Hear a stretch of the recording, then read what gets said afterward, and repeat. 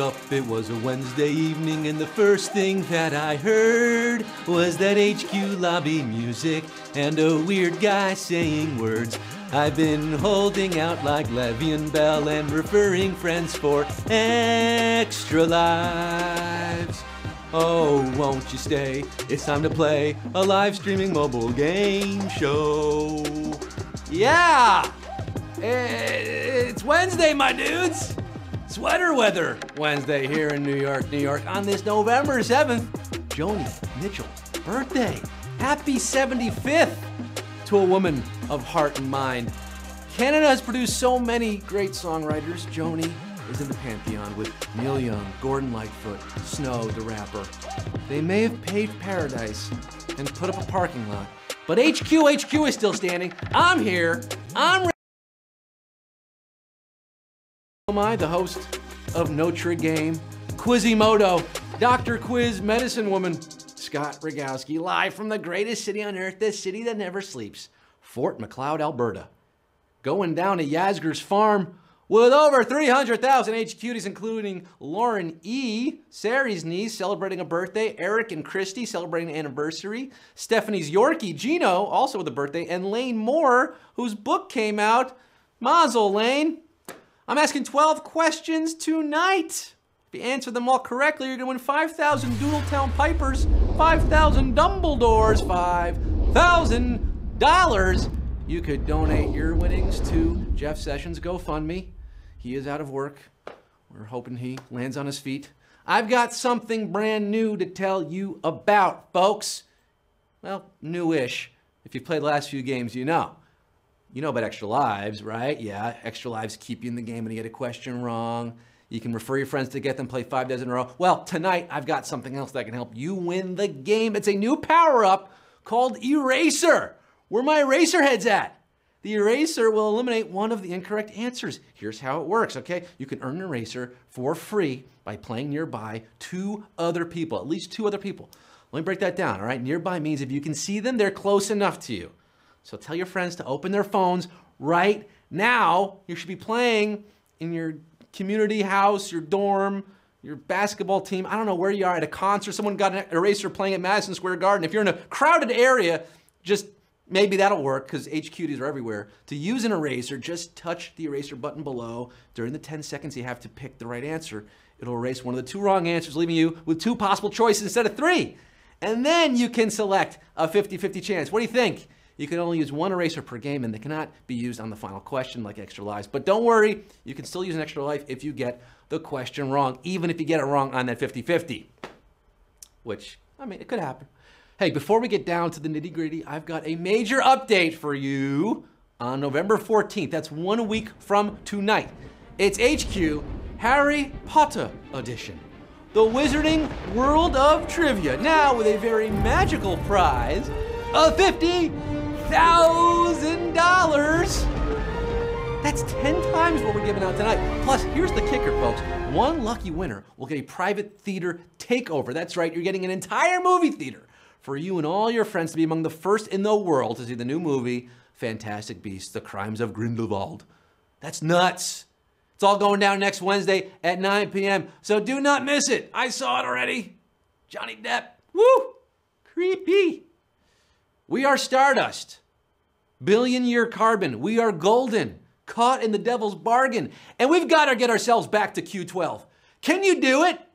Can you get to the HQ winner circle? Let's HQ it. Let's get this show on the road. Here it is with 380,000 you live. Numero uno. Besides English, what is the other official language of Canada? Pig Latin, Klingon, or French? Oh, Canada, our home of legal grass. Remember my cannabis song? That's going on my album. Scott Rogowski ruins your anthems. The only place where Pig Latin is an official language is the back of an elementary school bus. Aw, snap! Mais français? Ah, come on, French. En Canada? Oui, c'est vrai. 367,245 going from Outremont to Westmount to Mile End. Shout out Montreal HQties. Q2, in a newspaper op-ed piece, what does op-ed mean? Opposite editorial, opulent edibles, or operatic edginess? Op-ed. Unlike an an editorial. An op-ed has a byline, so you know exactly who's delivering, unless it's from a senior official in the current administration. Shout out New York Times, the failing New York Times. It's traditionally found on the page opposite the editorial, which is why it's called that, opposite editorial. 355, 689, turning the page to Q3. But before we get there, tomorrow, folks, we're serving up hot Java and cups of Joe at our pop-up coffee shop called Central Perk. JK, no, we're doing Friends Night. Friends Trivia, Rachel, Todd, Jimmy, Gus, Betty, Veronica, all the friends I'm asking about. Marcel the monkey will be here. No, we tried to get a monkey. We really did, but it turns out hard to do in these parts and expensive. Q3, which of these documents contains a section known as the Bill of Rights? Magna Carta, Gettysburg Address, or U.S. Constitution? We actually had people on staff, namely Ellen here, inquire about getting a monkey. That's what we do for you guys. Maybe one day we'll get there. Pray for us. Pray for Mojo. The Declaration of Independence was too many letters to fit on one of these answers, so this one got a little easier. Would have been savage. We'll see how it does. This document laid down the recipe for America and then starts fine-tuning it with amendments. The first 10 adopted and ratified simultaneously, called the Bill of Rights of the U.S. Constitution. Yes, 336,200 constituting the constituents of Q4 tonight. Which of these is a classic example of a found footage horror film? The Blair Witch Project, Get Out, or Rosemary's Baby? Found footage movies. This is like when the movie's filmed by people experiencing the horrible offense and discovered later. You know, think Paranormal Activity, Cloverfield, and one of the genre's pioneers, 1999's The Blair Witch Project. I'm scared to close my eyes. I'm scared to open them. Is it over yet? Is it over? Ah, Blair Witch, 302,804. If you knew this one, did you also know that movie was made on a $60,000 budget and grossed nearly $250 million? Yeah, pretty successful. They did okay. We got some basic witches out there who did not know that one, but we're going on to Q5. Bass as in guitar and bass as in fish are what? Homonyms, homophones, or heteronyms? Oh, this is gonna hurt. I feel like we're getting into the savage territory. They'd be homophones, which fall in the homonym family, if they were pronounced the same. But you just heard me say them. They're words with different pronunciations and meanings, but the same spelling. Those are heteronyms. And what? Oh, am I seeing correctly? Oh, the HQ-manity! We have a severely savage Q5 here. 275,000 plus more people than if it was, I was thinking Blair Witch, 200. Anyway, a lot of people are out. 21,058 remain heteronyms. Oh, God, it's tricky. It's tricky, but sorry, we gotta, you know, we can't have 200,000 winners. We're moving on to Q6 with 2158. Maybe you have an extra life. Maybe it's gonna keep you in. Q6, which of these shows has the same theme song as American Chopper? My So-Called Life, Dawson's Creek, or Freaks and Geeks? By the way, you can buy an extra life anytime.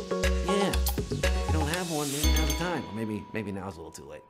Joan Jett's bad reputation is used quite earnestly in American Chopper, but in the credits of this show, it's employed semi-ironically. They all really do give a damn about their reputations. It's kind of the whole comedic underpinning of Freaks and Geeks.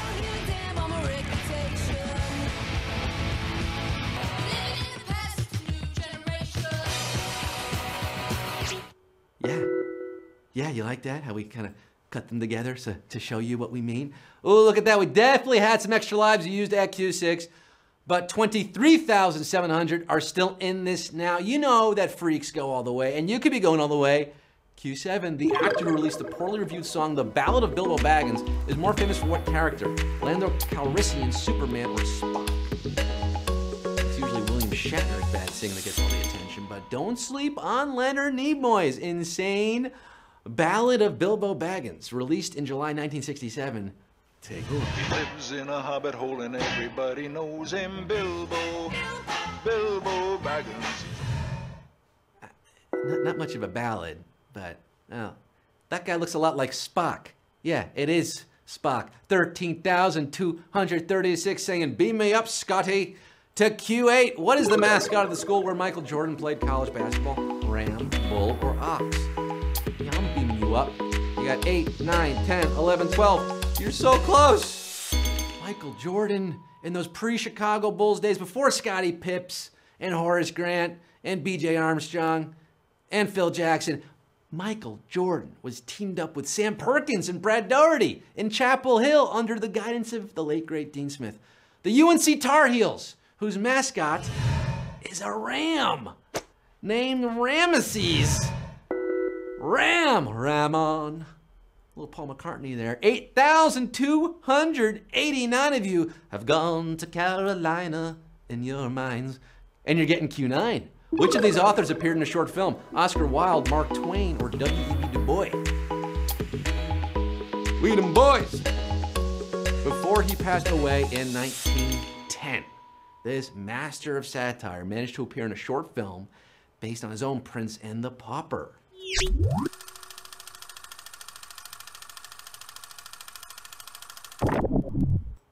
Quite the thespian. Yeah, I didn't say acting. Acting might be a strong word, but there he is, Mark Twain, on film, Man Walking Through Field. That won the Best Picture, 1909. 2,548. Oh, this cut you guys up. But you knew your Sam Clemens. Never the twain shall meet for the 6,000 of you who are out. But we're moving on to Q10 right now. 2,548 left in the game. For Q10, the first U.S. vice president with prominent American Indian ancestry served under who? Lyndon B. Johnson, Richard Nixon, or Herbert Hoover? Ooh. Shout out Deb Haaland. She became the first Native American woman in Congress last night, election night. You probably know who the first black president was, right? But do you know who was the first non-white Veep? That would be Charles Curtis, who lived in his grandparents' house on a reservation before growing up to become Herbert Hoover's second in command. He had 3/8 Native ancestry. That counted. That counts still, and that definitely counted a lot back then. 1,648. Hoovering up these answers here. You got two more questions. Q11. In subatomic physics, which of these is not a flavor of quark? Goofy, charm, or strange? Quark.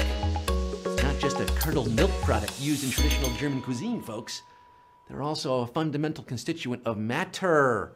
Quark. We are stardust. There are 6 types of quark with cute names like up, down, top, bottom, strange, and charm, but not goofy. They're not Disney characters. 1,115 knew if you ask if you're top or bottom in subatomic physics, it means something else. You're also getting Q12 tonight, folks. On this Wednesday night, we're getting over the hump. It all boils down to this for $5,000. Who don't gotta dance? Who's making quarks move tonight? Q12. During World War II, the Allied powers developed plans to make a boat out of what unusual material? Coral, ice, or nylon? Allied powered. I dated an Allied power. When a British inventor discovered that this material mixed with sawdust was unusually strong and could withstand bullets, naturally, the military wanted to use it to build their own weapons of war. The war ended before they could get it going, but we're now living with the consequences. We're living in a world without ice ships. You mix water with sawdust, you get strong boat materials, apparently, and 685 of you are our winners tonight. Yeah, man!